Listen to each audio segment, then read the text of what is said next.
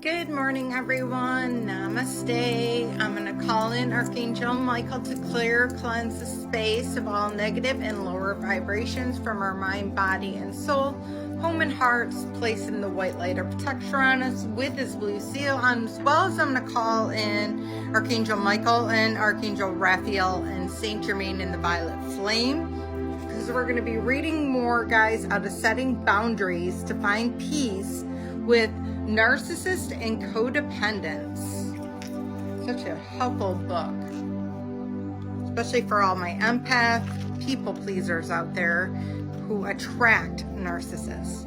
So we currently are on chapter 1, Overused Labels, and we currently are reading about traits of dependent personality disorder. So it states, Dependent Personality Disorder, or DPD, is a mental health disorder that was first published in the Diagnostic and Statistical Manual of Mental Disorders, 3rd edition, the DSM-3, in 1980. It was revised in 1987. In the codependent individual, so anybody who is somebody that is a people pleaser would definitely be codependent. DPD causes a need for constant reassurance and an inability to have independent thoughts or make independent decisions without input from others. So this is somebody who is so lost, and this is like me, who I used to be, but somebody who is so lost that literally cannot even make decisions without contacting and calling people and, running it by other people or running it by the narcissist in your life, out of fear of what they're going to bring. So it says, in the codependent individual, DPD causes a need for constant reassurance and inability to have independent thoughts or make independent decisions without inputs from others. It is not unusual for this individual to feel helpless or even submissive to others. This behavior pattern is characterized by a lack of self-confidence and a fear of being alone. According to the DSM-5, a diagnosis of DPD can only be made when there is an overwhelming need to be cared for if 5 of the following criteria are met. So it's not just if they have 1 criteria, they have to have 5 of the criteria. And again, guys, this isn't a way to, diagnose. This is just a way for you to gain more information. If you're struggling with a narcissist or anything like that, seek out professional help and get some help with that. But you can always start reading self-help books. It's a great start to help you with that. So the individual cannot start projects by themselves because they lack self-confidence is number 1. They agree with others even if they don't think they're right, number 2. Number 3, they do stuff that they don't like just so others will approve of them. Number 4, they don't like being alone and feel helpless when they are alone. Number 5, they allow other people to make important decisions for them. Number 6, they cannot make routine decisions without getting some form of reassurance from other people.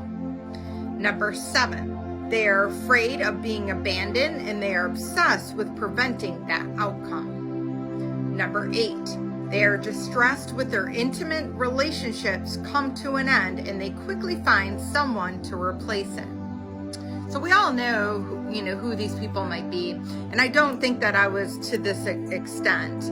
But we've all had people in our lives that are very needy. They call you, they're always trying to dump all their problems on you. And there's a form of narcissist that actually does that as well. It's me, all about me. And they play that victim mode up a lot as well too. But I don't think that's what they're talking about in regards to this. This is more somebody who is so to the point where they literally don't even feel like they can make a decision without other people's input. So if 5 of these 8 criteria are satisfied, then we can boldly diagnose DPD. People with this condition are prone to self-criticism and may even stay away from big projects or commitments to avoid disappointing other people. So signs that you're in a codependent relationship. No matter how hard you try to justify, even if your partner indulges, you are willing and able to indulge their tendencies and entertain their codependent needs. It's not a healthy state for any relationship to be in. While things may look rosy on the surface, the underlying issues that encompass low self-esteem, self-doubt, and fear of abandonment need to be worked on. And that's internally work on. So you can surrender those problems to God and ask Him to help. And at that point, He will send in the right type of people for you to help with that situation. It says, guess what? Your codependent partner may be easy to live with now, but where does it stop?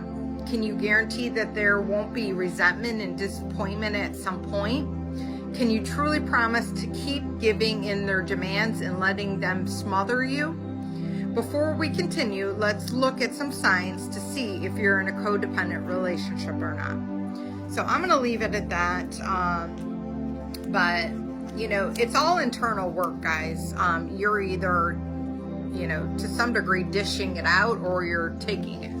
And either way, it's low self-esteem. Even if you're dishing it out, it's still low self-esteem. And that's coming from my psych perspective. I have a master in psychology, and you know, people that are dishing it out don't feel good about themselves, and they want to bring other people down in order to make themselves feel better. And you got to feel bad for that.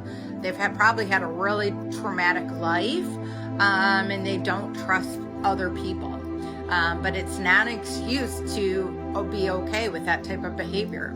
You have to set healthy boundaries, and if they don't abide with those healthy boundaries, you have to learn to cut them out of your life and love them from afar. So I love you all. I hope this helps, and namaste.